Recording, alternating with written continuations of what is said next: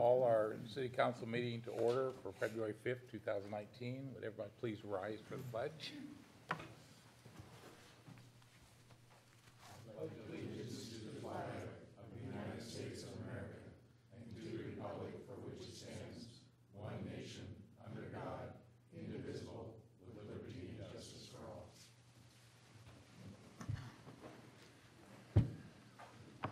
First order of business, I'd like to entertain a motion to excuse Councilmember Schmidt and Councilmember Peterson tonight. They're both absent or sick. I move to excuse Councilmember Smith and Councilmember Peterson. Second? Okay. Second. All in favor? Aye. Opposed? All right, thank you. Start off with council, any changes to the agenda additions? Okay, hearing none, we'll move on to council reports, and I'll start with Councilmember Dorsey, please. All right, all I really wanted to bring up is that next week, 13th and 14th, we're going to be at Action Days over in Olympia, and this will be my second time. First time I was pretty nervous about it, but I'm looking forward to learning some things and maybe some people over there learning some things from us. Okay, That's it. Thank you. Councilmember Nisco? Okay. On the 23rd, I had a Housing Behavioral Health Advisory Board meeting. And then on the 30th, I had an EFI Employer Council meeting. We had a forum on the 1st with Christmas Village residents. 3 of us did. And I also went down to the Housing Behavioral Health briefing for the county commissioners. And next week, we're at the City Action, 13th and 14th. Okay. Association of Washington Cities. Thank you. Councilmember Krantz? Well, past couple of weeks, I've been attending council meetings, council study sessions, council staff briefings, and meeting with some citizens about different issues that are facing the city. I will again be with my fellow councilmen, councilpersons to be involved with the Association of Washington Cities Action Days in Olympia. It's an opportunity to meet with our legislators and to have that relationship and go down where they work and talk to them about issues that are important to us. I will just say as a little side note, I did something today, and I didn't know if it was going to be good or bad, but somebody called me and said, we don't know who to call, but there's water spraying out of this building. And I went, well, I don't know who to call either, and so I don't have his phone number. So I said, okay, Craig Gregory. And so Donna, I called Donna, and Donna says, okay, I'll call Craig. And Craig ran down and found out that it was just a pump that was doing what it normally does. But if anybody sees something, you know, like that's out of the ordinary, it's always good to call the city, because one way or the other, you're gonna, if you go through Donna, I guess, you're gonna get to where it needs to go. And you know, you did appreciate that. It wasn't anything, but it could have been something. And so it was kind of the thought about it. I didn't know, should I call the police chief? And I said, no, he's got things to do, you know. And our new city manager, you know, I really didn't have his number. I usually go through Don on that one, and I knew Bob was probably out doing something, you know. So, but Craig, you were the guy, and you fixed it. Thank you very much. Thank you, Councilmember. Say 2 weeks ago, I attended the Mayor's Exchange, or was it a week ago, with City Manager Knighton. 3 council members, Councilmember Nisco, he mentioned it, Councilmember Schmidt, myself, Police Chief Moody, Public Works Director Gregory, and City Manager Knighton went to Christmas Village to listen to the folks up there about the tiny homes proposal. This week, I will have a Mason County Housing Authority meeting tomorrow, and next week we will, Deputy Mayor, myself, City Manager Knighton, and I think Police Chief will be meeting with Abe Gardner on the Mason County opioid initiative and getting an update from Abe Gardner. So, Councilmember McDowell. I had my CareNet board meeting last week, my briefing with Jeff, was involved with the Women's Republican Lunch last Friday. Saturday night, I'm not sure if anyone's familiar with what Love Inc. is. And it is, churches get together and help people in the community in Mason County, Shelton. And so they had their fundraiser that night, so I attended that. My left board this meeting, or this morning, and we'll be at Action Days next week, Okay. Wednesday and Thursday. Thank you. Okay, now is the time where we have, open it up for general public comment. We limit it to 3 minutes on topics relative to the city. When you come up, please identify yourself and let us know if you live in the city of Shelton or not. So, Donna? Our first one is Robert Cheeseman. Good evening. This is intimidating, being in front of adults. I'm usually in front of 30 or 40 students.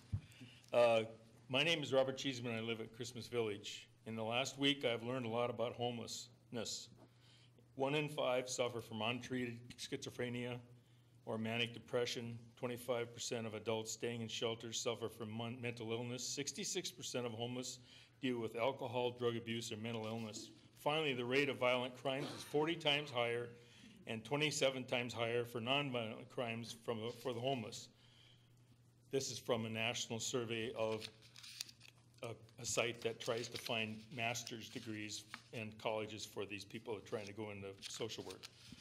These figures should be paramount with dealing with the homeless. I was curious about your council's core beliefs, and what I found was not surprising but revealing. Not one word was given emphasizing the safety or welfare of the tax-paying public. More to the point, why were the 150 tax-paying citizens totally ignored at Christmas Village by even going to the expense of having a plan made up even before involving the residents? The parcel representatives stated they didn't want to involve us, the public, until a lease was made. Where do they get off coming into our city and usurping our rights of self-determination? Was it for the promise of free money that you have opened us up for crimes we never experienced, and the dropping of our property values, the latter of which is nationally documented for single facilities, homeless facilities? It's documented. Pretend you are one half of the residents, roughly one half of the residents that are in Christmas Village, and for many of them, for the gallery, I need to put this because I heard this. So many of the people in that village are one step away from the nursing home or death. They're invalids, they're 75 to 90, some over 90, physically limited, and unable to defend themselves against desperate intruders. As the news is showing almost on a daily basis, many elderly don't survive when someone comes in for the valuables or cars for an easy escape. And you want to place a potentially dangerous population, veterans or not, near us? That's unconscionable.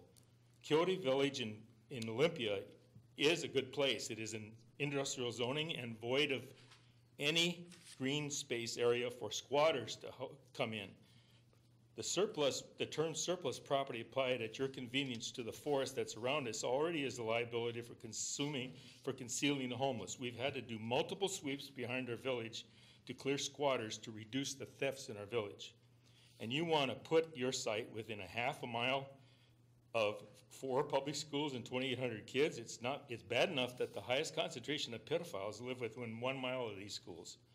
If you don't find a suitable place many blocks away from residents or schools like Quixote, don't do it. You have already put fear into many of the elderly. I live near that watch and see what's happening in Seattle, Tacoma, and Olympia. I live in one of the safest villages in Shelton and wish that it continue. Our welfare is in your hands. Thank you, Don't Robert. blow it. Thank you. Sorry. Next, Donna. Mike Warjohn. Great, thanks, Council, for having me. I am Mike Warjohn. I'm with Quixote Communities, and the testimony you've just heard is exactly what I've heard from many of the residents here in Shelton. And it occurs to me as we reach out to this community that I have never been involved with a project where there is a bigger chasm between the perception and the reality of the safety of the project. And I think that, all of these concerns are extremely valid, and people's emotions are certainly need to be heard and acknowledged. But I will say in this case that this village that is being proposed is not a village of homeless people. It's a village of people that are living in houses that they're paying rent and working on their recovery. And really, my goal over the next month or so is to really reach out to the community and help them understand how safe this really is. It's unfortunate that what's going on in downtown Olympia right now is clouding the perception of what this project is really all about.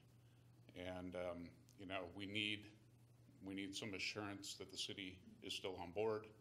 We need a lease so that we can move ahead with this public outreach that we really want to do. And I think that anybody that has a concern that goes and visits the village in Olympia will immediately come away with a totally different idea of what it is we're talking about. I think that the people that I've talked to that are in the veterans community are so excited about this because they see what veterans do when they get together and support each other. I would love to have this group of people in my neighborhood. It is going to be a very supportive and you know, diligent about their recovery, diligent about seeing the success of their neighbors. We have lots and lots of data to support the idea that veterans, when given this opportunity, really shine and excel, probably above what you're going to see with a general population group of people that are living in this community. Now, keep in mind that the rent rate for these little houses is actually not that cheap when you think about if you've got two people renting a house for $1,000 a month. These are individuals renting a tiny home for probably in the neighborhood of $500, depending on what the HUD rate comes out at.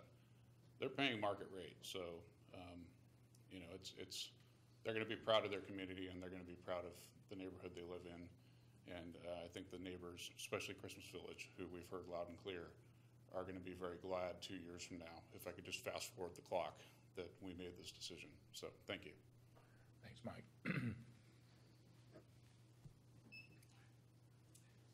J.C. Osterberg.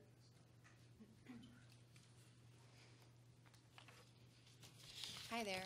Thank you, Mayor, council members, everyone here for letting me speak. I don't want to be a broken record. I know I've spoken and a lot of people from Coyote communities have spoken about this specific topic, and we've been going on about this for seems like over a year now. But I just want to say that this project is such a great opportunity for this city to be able to help the homeless veterans in Mason County.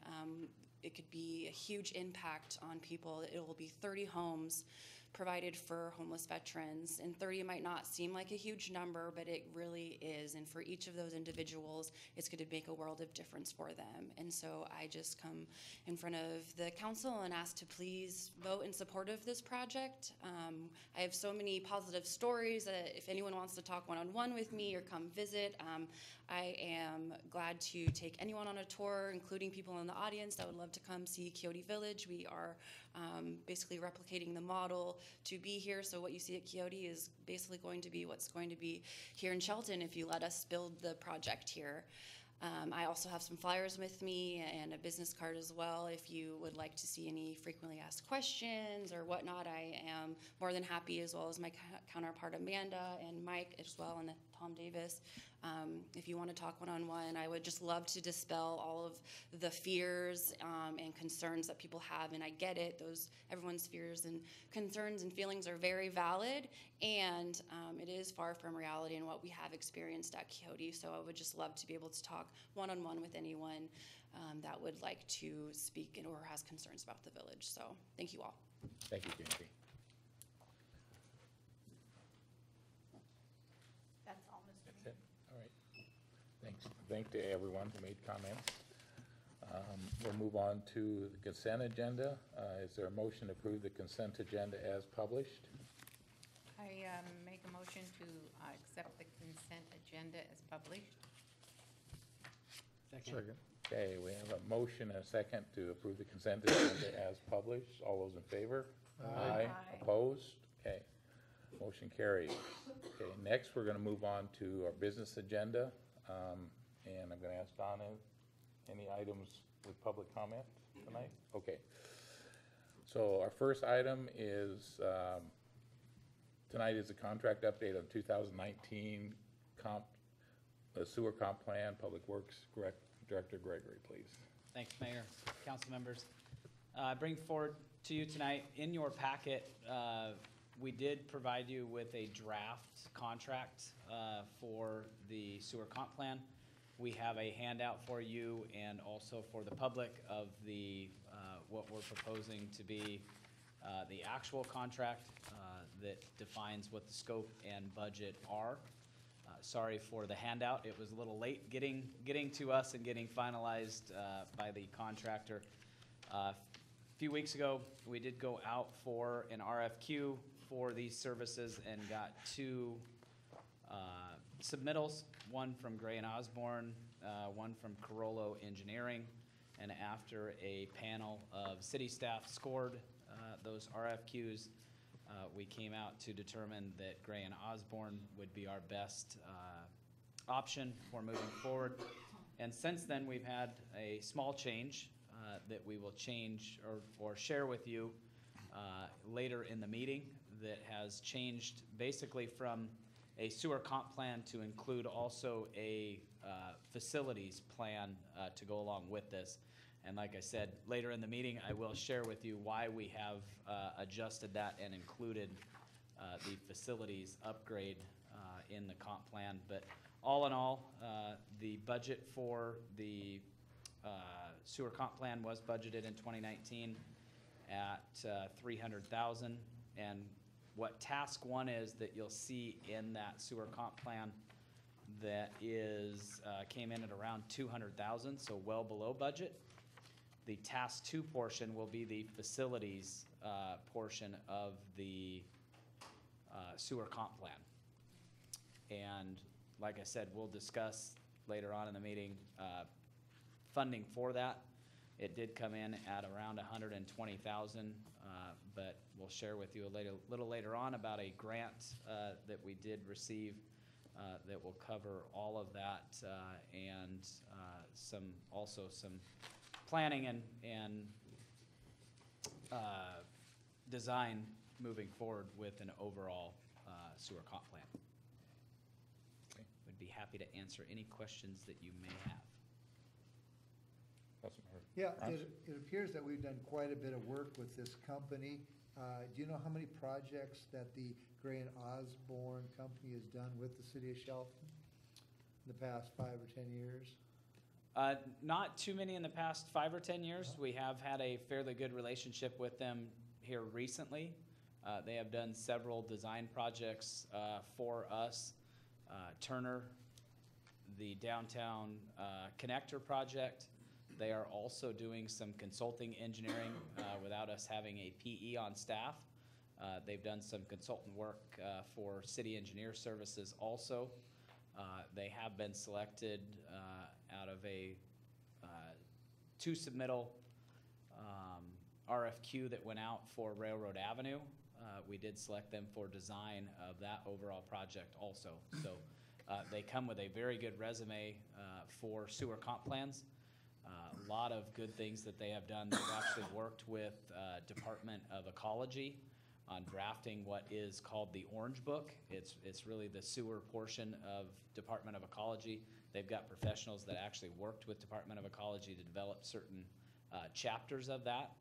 And they also met the timeline that we gave in the RFQ. So the RFQ, this comp plan should be completed before it expires at the end of the year. Out of the two submittals that we did get, they were the one that could meet that timeline. So their resume comes very well recommended to you. Well, that was a short answer. So it has been quite beneficial to use a company that you have experience with dealing with, and it does make the projects go a lot smoother, to use a company that knows the city, and so I'm sure it's beneficial to use that company. I mean, it helps. It's kind of like building a house. It's nice to know you use the same subcontractors and stuff, and projects seem to go along in a timely manner. So, yeah, I know. I hear that name a lot, and I know we've hired them to do a lot of stuff. So it sounds like they do a good job for the city of Shelton. They are well qualified. Anything? Kevin? No.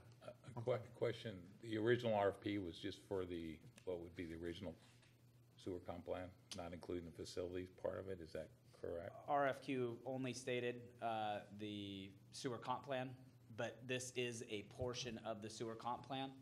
We did not state it in the RFQ, but we feel fully confident that it's not too far of a stretch to include the facilities plan also within the sewer comp plan, because it is a component of the overall sewer comp plan. Okay. And that was something that you not planned originally? That was something that we were waiting on grant funding. We weren't quite sure if we were going to be awarded the grant funding that we put in for. We have been and have been updated on that, so that was the reason for the change. We saw a need to take a look at not only the collections area, but also our facilities that take in all of the sewer from the city of Shelton. Yeah.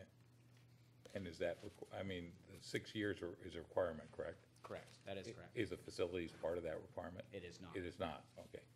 But we do, like I said, I'll share with you a little later on, Okay. the need for that. Okay, thanks, Greg. You're welcome. So, move ahead to our business, or our action item for next meeting? Okay. Yes. All right, thanks, Craig.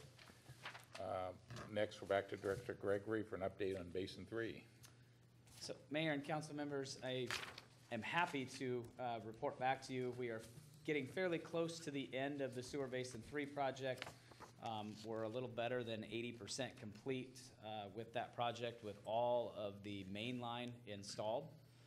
Basically, the only thing left in Schedule A, which is the actual pipe and infrastructure under the ground. The only thing we have left are the side laterals, not all of them, but a good portion of them that still need to be done. But fairly easy work, not a lot of things out there. It's fairly shallow, not a lot of obstructions. We are doing some lining of those, but we are well over 80% complete with that project. And with that being said, the grant funding that we had available to us through the 4 grants that we do have, one from Department of Ecology and the 3 direct appropriations, totaling just better than, well, just short of $6.34 million. Right now, it looks like through Schedule A, we are going to be about $1 million, about $1.2 million under budget on Schedule A alone. With all of the, what I can say would be really hard work of drafting the new plan to go out. We had originally the design done by Parametrics, then it was looked at in-house several years ago by your city staff, and then the management of that project has certainly saved us some money. We've been pretty lucky with the amount of laterals and side services that we thought we had to put in. But at this point with Schedule A, we are looking at about a $1.2 million cost savings to the project. And with that, we have reached out to Department of Commerce, who we have the 3 direct appropriations with. 2 of them with still some substantial funding left in 2 of the grants, the CD18 grants that are in there. And we did provide you with a cost breakdown as a handout, and also the public with that shows the amount of funding that we've spent so far and the amount that will be left at the end in Schedule A. There is a Schedule B that addresses the paving portion of that project. So with that cost savings, what we are proposing is providing sidewalks and paved parking strips throughout that entire project. And with that, a requirement for the project is if we do HMA or asphalt overlays, it is a requirement to bring up the ADA ramps to standards, to the ADA standards. But with doing that, we've got a lot of sidewalks out in that area that are non-compliant, and not only non-ADA compliant, they are outside of city design standards. So city design standards within the NR zone is a 6-foot sidewalk. And right now, we've got mostly 4-foot sidewalks out there, some 5-foot sidewalks, which are fairly difficult to match up to. The other issue that we have is matching running slope. So ADA requirements are an 8% running slope, a 2% cross slope, which we do not meet really anywhere down in that area and would be very difficult with elevations and other things. Actually, developing ADA ramps in some of those intersections would be very difficult to match to the very poor at-grade sidewalks that we have now. And we've discussed at-grade sidewalks before. We discussed it quite a while ago with the Evergreen Safe Routes project that we had taken a look at. And with that, we get a lot of cars that just nose in and block off sidewalks, and it does not make for a walkable city or that area of the city. So we are proposing to move forward with design and construction of, what we provided you with was a map of the area. So not sidewalks in the entire area, but at least on Birch Street and on Laurel and all of the north-south numbered streets from First all the way to 8th. We did provide you with some pictures also of road conditions and sidewalk conditions out there. And right now, you'll see with the cost projection and summary of the project, if we were to move forward with the additional work, it comes in at just over $1 million, which would only leave us about $54,000 left in all of the grants. After we've paid for staff time, some indirect cost that's eligible through the grants. But at this point, with still a small amount of work, but certainly not insignificant work out there left on the project, what we would ask for from the council is to have some contingency built into this and authorize the project to spend an additional $200,000 of city funds to move forward with this project, just to have a small contingency fund for cost overruns to move forward with this. Where would that 200,000 come out of?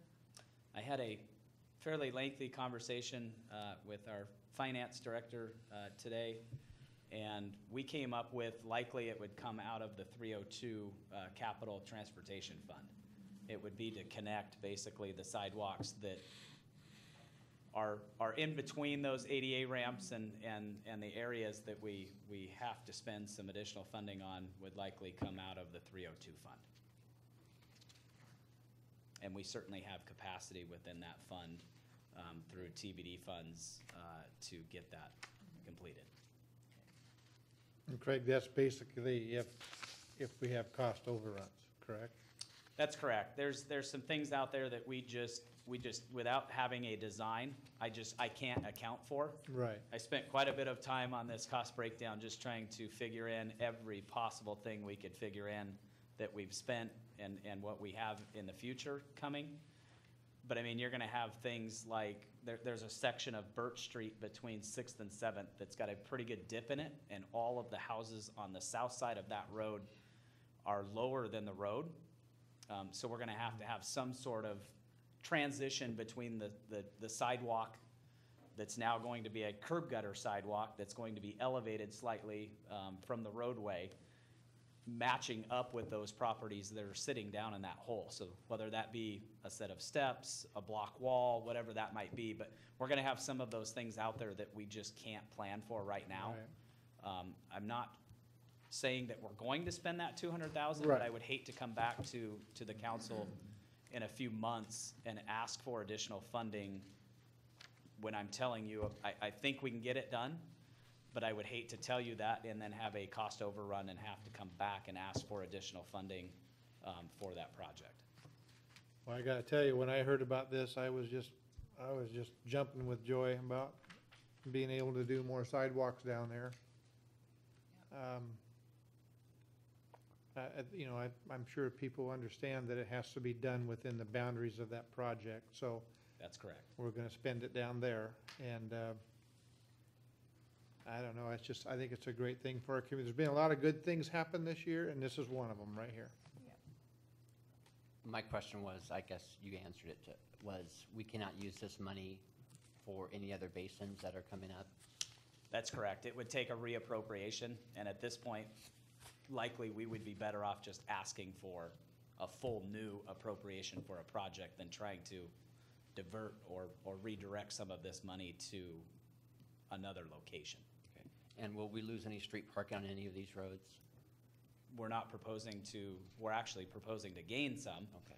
Right now, you've got gravel parking strips out in that area. We're proposing to pave all of the gravel parking strips on Birch and Laurel and most of the numbered north-south streets. So we should pick up some, if anything.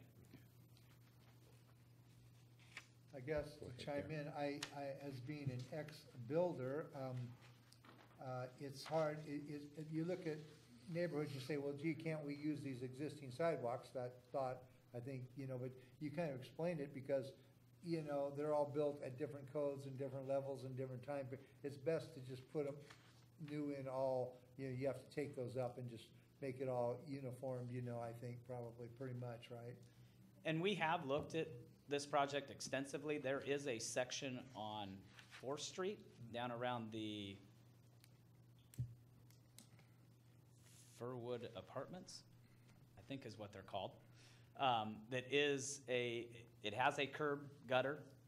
It also has an 8-foot sidewalk on what would be the east side of that road, and we are proposing to keep that section of sidewalk. So anything out there that was up to city standards that we could match up to, it was, like I said, it's behind a curb gutter. It's not an at-grade sidewalk.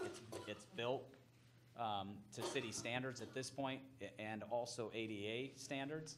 And it's in fairly good condition. There's one spot just on the north side of the block between Birch and Laurel that has some root damage to it. We would basically just take up one panel to repair that. But yeah, looking at cost savings there and looking at the existing facilities that are out there, we would propose to keep a very small amount of those, but a few of those that do meet not only ADA standards, but also city standards. I'm going to again ask a question similar to Eric.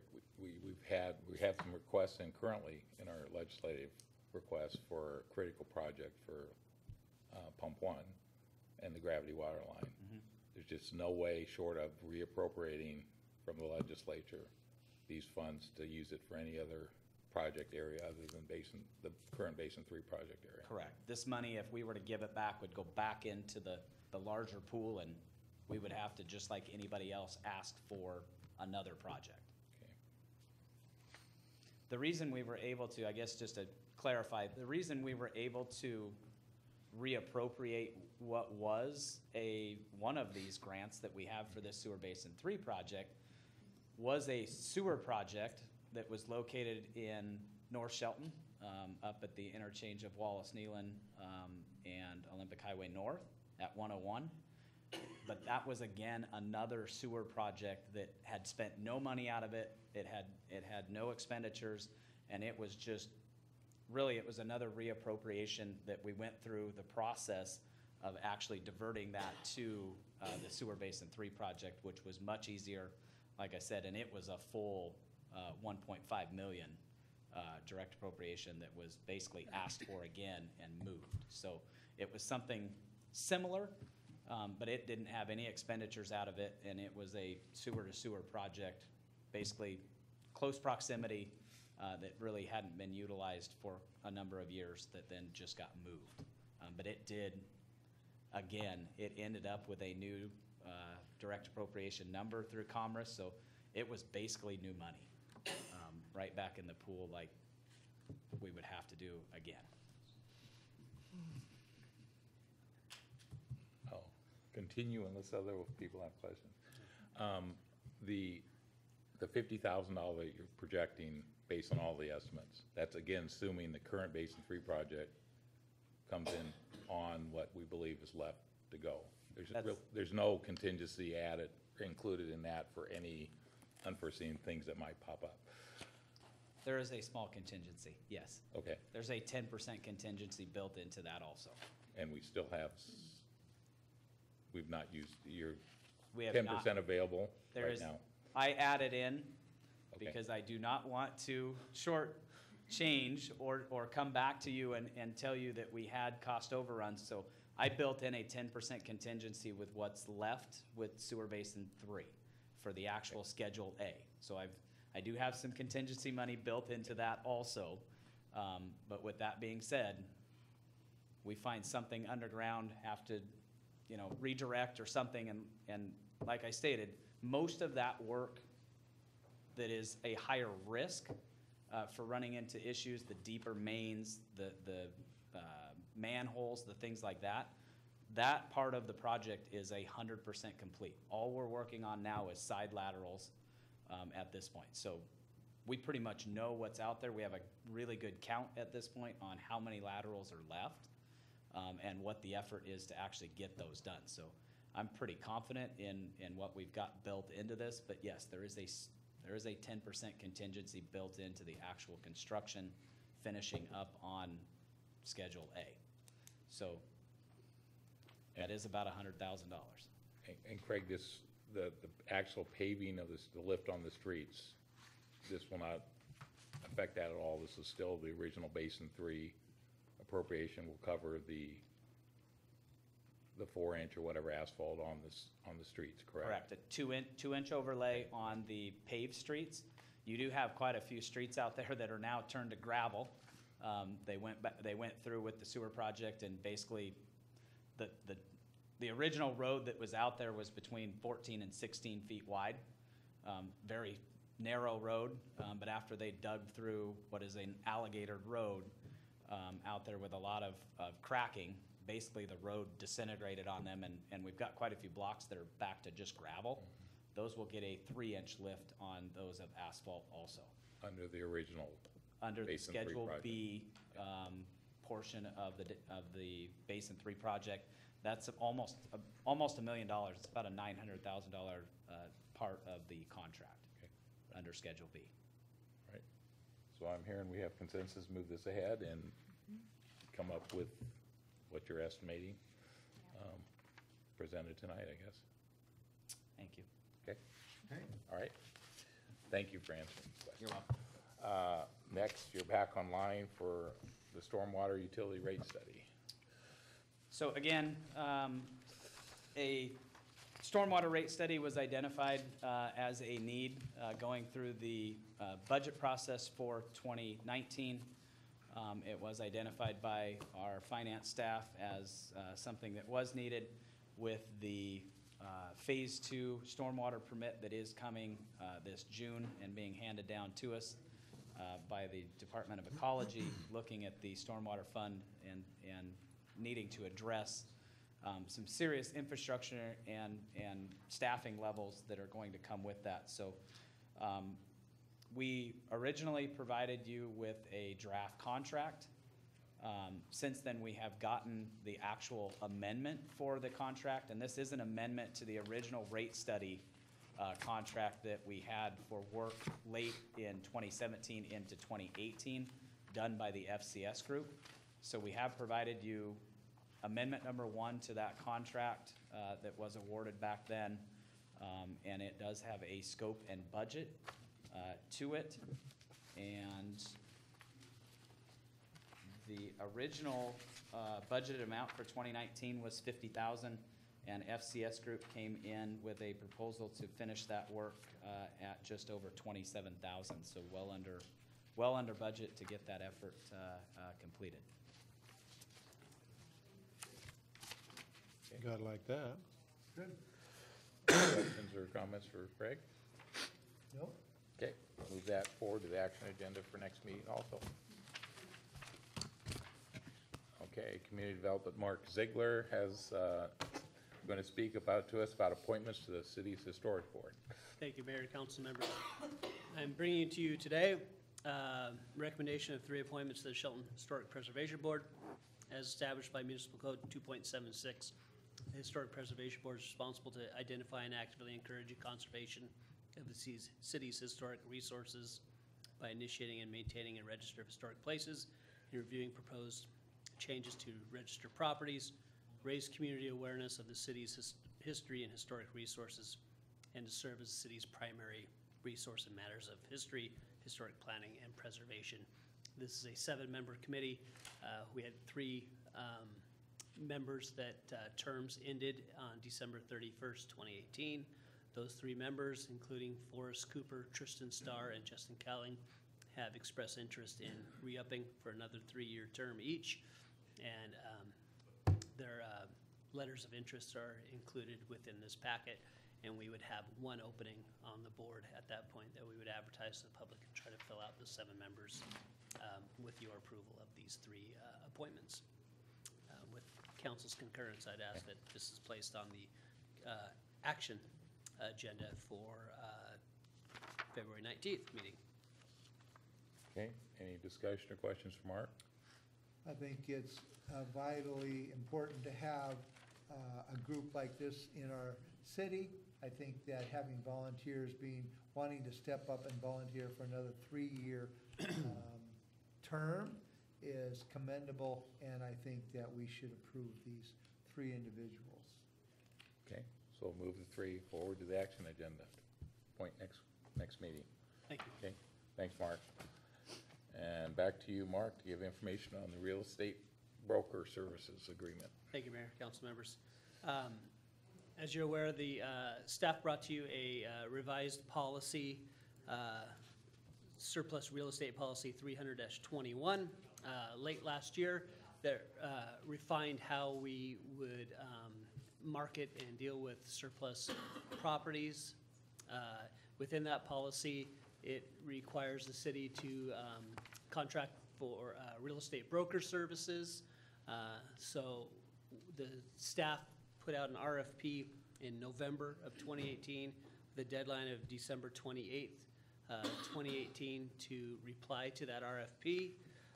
We advertised through MRC local rosters as well as local firms. I think there was 5 different firms that were approached to submit those RFPs. We received 2 proposals from brokerage firms. Staff reviewed those per the RFP's scoring criteria and is bringing to you today a recommendation to move forward with a contract for real estate broker services with Kidder Matthews, as they were the highest ranking firm through the scoring process. Questions for, comments for Mark? What were some of the things that were on the scoring process? So listed in the criteria was demonstrated experience in providing real estate services for public agencies, quality and responsiveness of the proposal, the real estate commission rate, scope of work and tasks necessary with the appropriate activities and services to effectuate the real estate transaction goals sought by the city in a timely manner, expertise, qualifications, directly related experience of the broker assigned to the real estate transaction, any references that they would supply, demonstrated ability to perform quality work and meet time schedules, and ability to work and communicate effectively with public council members and city staff. I'm surprised that out of the 20 or so real estate offices in Shelton and Mason County, we couldn't find somebody local to do business with that knows our city. I did reach out to local realtors recently that did not supply RFPs. Got mixed results. Some of them just didn't have brokers that were willing to work with the city.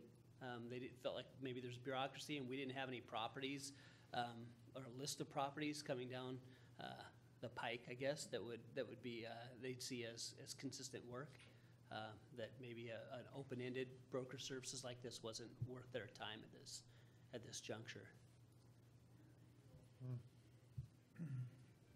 I guess if we're not under a time crunch, I feel that, we've been talking for 10 years, shop local, shop local, shop local. And to me, if you're gonna tell people to shop local and you as a city then don't shop local, it's not a good thing. So I would probably not want to support hiring a firm out of Olympia to to do this until we go back to the drawing board and maybe take a second look at it. I mean, that's kind of, Amazon Prime's eating us up, destroying our small business, businesses through how convenient it is to do that. And I think shopping local is a very important concept, and I think that we need to take a second look at it, and that would be something, because I don't think we're under a big time crunch on this. So I think I agree with Council Member Onisco that we need to probably take a look at this a little bit and remember that we continually ask people to shop local. And so if we're not under a time crunch to do this, I don't think there's anything wrong with just re-looking at this one more time.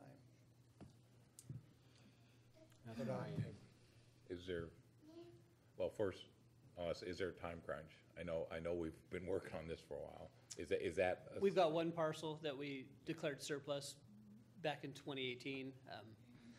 Be nice to get it off the books. Obviously, it's not of importance, I guess, to do anything with it at this point. It's not costing us anything. We've got some enforcement activity on it. It's being used for parking. So we need to do that anyway, but there's nothing pressing at this point that, of any properties that have been declared surplus that we need to list right away. One of the notes I wrote down was maybe we could, think about this and push it off till a later date. I don't expect a real later date, but, we need to handle this sooner or later. But I was kind of surprised that we didn't have more people join in and bid on this, so. Based on the responses I got back, I don't know if pushing it down the road is gonna get more local responses. Right. We did see one response locally from Shelton Broker, and then the broker that is recommended today is from Olympia, based out of Olympia. They have brokerage offices throughout the Puget Sound area as well. Okay.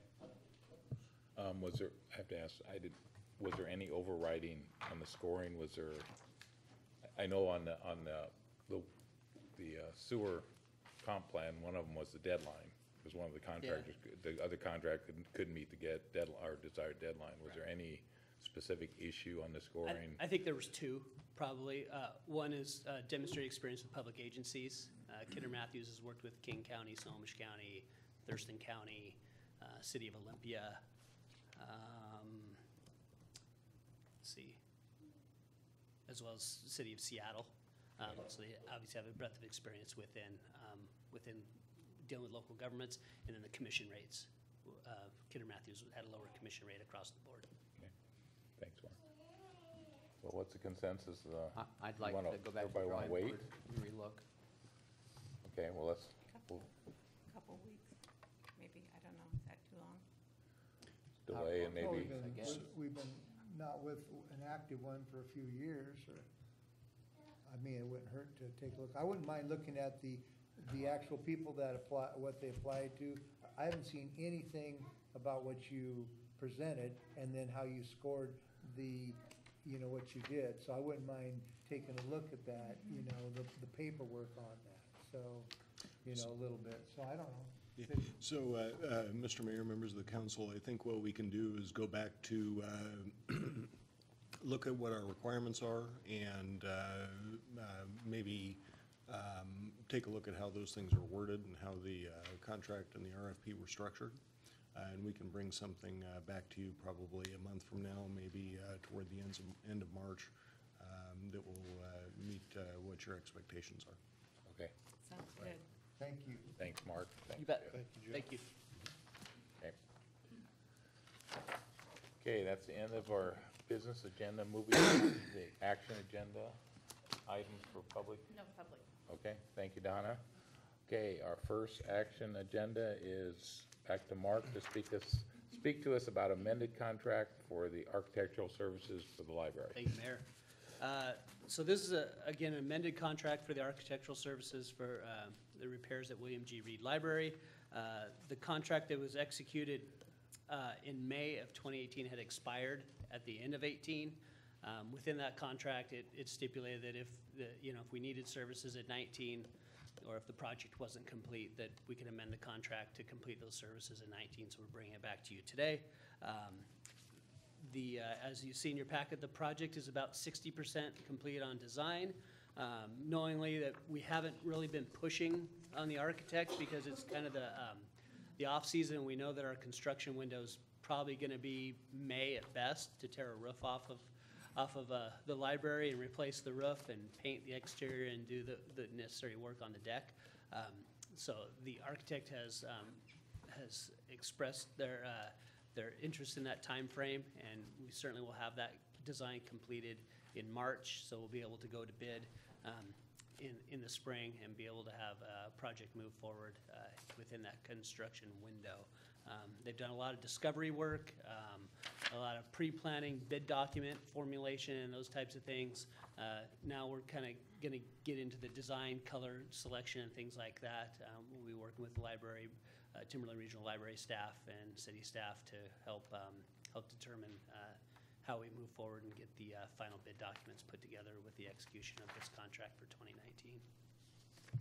Okay. Do we have Are you pretty comfortable that it's gonna come close to that, or maybe even under the 288,000? We'll know more when the architect's estimates are put together. We had some fairly decent estimates and bids prior to this grant, this proposal, or this LCP, the Local Community Programs Grant Request for the direct appropriation. We didn't have the architectural design, obviously, because we didn't know how much to invest prior to that LCP grant request, but we are getting some alternates within the bid project, so they're gonna bid out alternate roofing materials and maybe some decking materials, so it'll give us some options to hopefully meet the goals of the project and fit within the budget that's been given to us.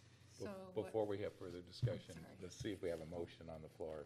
Do we have a motion? Oh, I move to approve the professional service contract with Foster and Williams for preparation of construction and bid documents for the repairs at William G. Reed Library. Second. Okay, we have a second. Back to Councilmember Okay, McDowell. okay. Thank you. So do we have a cushion there in case it goes over that amount? Nothing's been budgeted through the city's general fund for any additional projects or projects if this isn't enough money to So you gotta work complete hard those. for us, Mark, on We that. certainly do, yeah. We have to get into a good bid window, and having some alternates within the bid specs will give us some flexibility as well. Thank you. Mark, I was on, if I'm not mistaken, the repairs are for like roof, gutters, paint, exterior paint. Correct. Deck. Is there maybe some siding or something I heard one time? Yeah, there's some siding Minor repair, repair. soffit repair. And then the deck deck repair. is not a deck replacement, it's more like a deck, what, Deck repair. stabilizing it. Well, there's a membrane on the deck, so that's most likely replaced because there's been some water intrusion and some degradation in the structure underneath that membrane. So we're talking about the deck membrane replacement, most likely the railing as well, replacement of that. But the structure, itself is in good shape. So there's a little bit of rot, a little bit of water infiltration that happened underneath that membrane, but Right. not a significant amount of structural changes. Yeah, I think a lot of people were thinking we were gonna tear it down and build a new one, but No, that, there's not enough money for that. no, and we're working within the Yeah. footprint of the existing deck, yes. So Mark, you anticipate when we put out the bid, there'll be a series of maybe 2 or 3 levels of, Correct, okay. yeah. Right. And they're assured you that they will have a proposal by end of March? Yes, Okay. yes, we will have that done. Okay. Any other questions? Okay. We have a motion and a second to approve a professional services contract with Foster and Williams for preparation of construction and bid documents for the repairs of the William G. Reed Library. All in favor? Aye. Opposed? Okay, motion carries. Next up, City Manager Jeff Knighton is going to give us information about the appointment of the city clerk. Thank you very much, Mr. Mayor. Thank you very much, Mr. Mayor, members of council. Tonight, I wanted to speak with you a little bit about our city clerk's position. council recruited for this, or the city recruited for this position back in November, and I am very grateful that the candidates had the patience in order to wait for me to get started here at the city. I did speak with the candidates immediately after I started, and after speaking with them and speaking with council and other members of the staff, it was very evident that the appropriate candidate is Donna Nold. And I would like to recommend her for your consideration and approval this evening. Okay. Do we have a motion? I move we accept Donna Knoll as our new city clerk. Second. Okay, any discussion? I Thank you, think- Donna, for, oh, sorry. I was just going to say, I think that's a great move. She's the one I always call. Like I said, I don't have his number, and she always answers the phone, so I think she's the best candidate we got there. So I'm looking forward to continuing to work with Donna, and she's very much a professional, so. I just wanted to thank Donna for all her hard work, and thank you for being there for us. And some trying times, it must have been hard for you with 4 new people. Challenging, mostly challenging. Thank you for keeping us all calm through the transition. Appreciate it. Yeah, I just want to say, Donna kept me in line in Bordeaux, what, 30 years ago? Yeah. Quite a few years There you ago, go. and I appreciate you keeping me in line here, so I think we're all gladly in favor of this. I appreciate everything she's done for me. She's actually been doing 2 jobs here for, what, about a year now? Yeah. And, you know, it was pretty rough at first, and we both came on about the same time, but somehow she kept it together and keeps me in line, I'll tell you that, so I really appreciate it. Okay.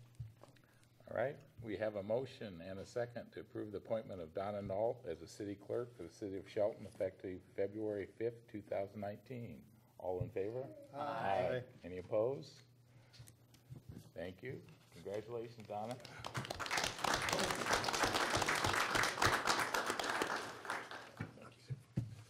Okay, next, City Manager Knighton will talk about interlocal agreement with Mason County. Thank you very much, Mr. Mayor, members of council, and members of the public.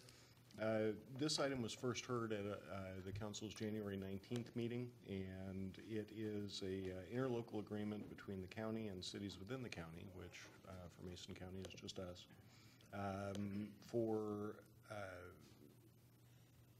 the interlocal agreement with Mason County for the surcharge retained by a county shall be allocated to eligible housing activities that serve extremely low and very low income households within the county.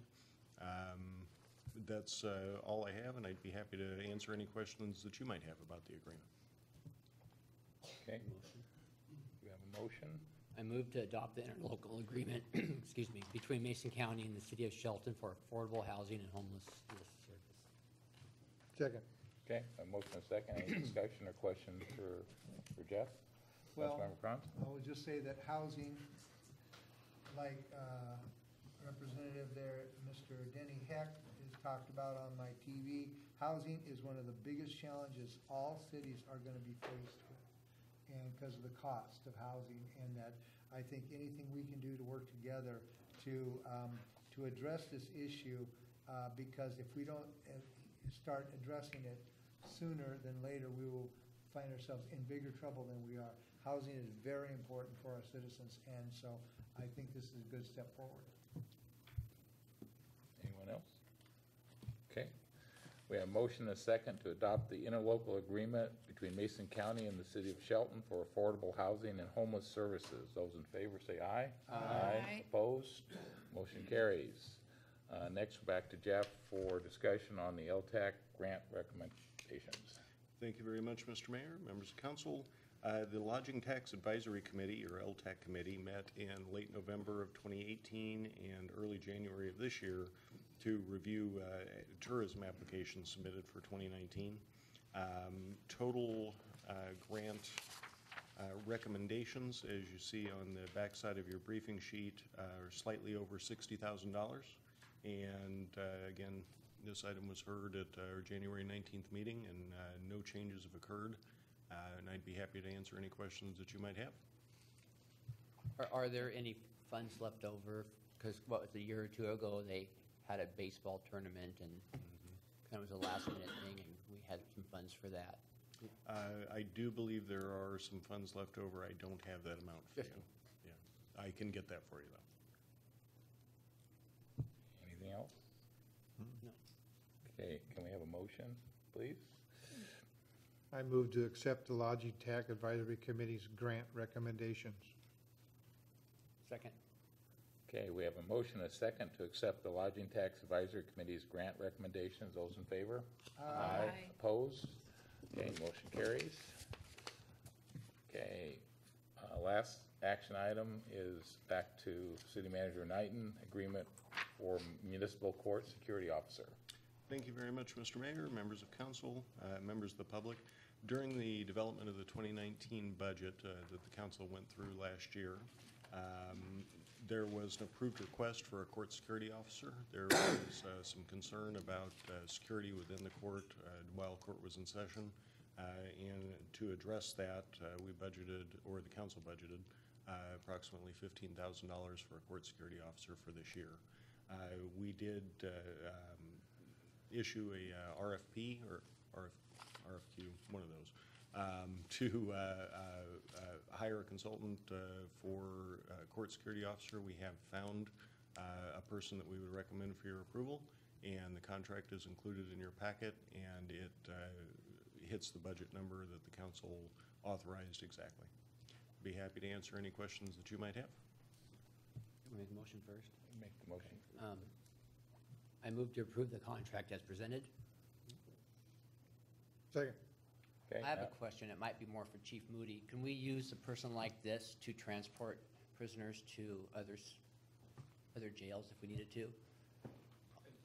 If you're talking about Sergeant Hildreth, retired? Yes. Sergeant Hildreth retired from us this last year. Cities and counties can enter into private contracts with companies or persons to transport. In this case, I don't know that that's in the contract currently. I don't believe so. It's just security within this building. So Yeah, it's- I just thought maybe as well, maybe on the side, we could use him instead of taking an officer off the street to transport people to Nisqually or Forks or. If we wanted to look at something like that in the future, the city manager and I can sit down and map out what it would look like. Again, there are cities and counties that do contract through private agencies for transport only. And that's something we could definitely look at in the future if the council wanted to go that route. If that's something that the council would like us to look into, we'd be happy to look at options with this gentleman or with other contracting firms as an option to present to council for your decision. Would there have to be any further training for this gentleman to do something like that? Transport? As What if there's more than one or? Yeah. Yeah. As someone that's. Okay, go ahead, Chief. Go ahead, yeah. For this particular contract and what you're looking at here, Sergeant Hildreth is more than qualified to do this. He retired in good standing after many years with the police department. Everybody at that police department at some time has been security for this court. So he has at some time or another been in this court for security. Like I said, he retired in good standing. I don't think he would necessarily need extra training. But like any position, I think it would be a good idea if he continues in the contract to provide him training as it moves forward. Okay. Thank you. And I just want to confirm, because I asked you this before, about it was a competitive process. It was. And the Yeah. the retired sergeant just happened to be the best selection for several reasons. One of them was financial. That's correct. Yeah, okay. All right. Any other questions for Jeff or for the chief? Okay. In age, we need somebody. We have a motion and a second to approve the contract as presented. Those in favor? Aye. Opposed? Okay, motion carries. Back to City Manager Knighton for his report. Thank you very much, Mr. Mayor. We are in the process of recruiting and selecting personnel for our Director of Financial Services. That position will close, well, not close, it'll have a first review on February 18th. and hopefully we get a strong pool of applicants. We've also concluded interviews for our HR manager position, and I expect to have some good news for all of you on that front shortly. Other than that, we're working on ongoing projects and continuing to do our best to make Shelton the best place it can be. Thanks. Thank you, Jeff. Okay. Anything else from the council, new items? Okay, seeing none. Our next meeting will be Tuesday, February 19th at 6 p.m. We are adjourned.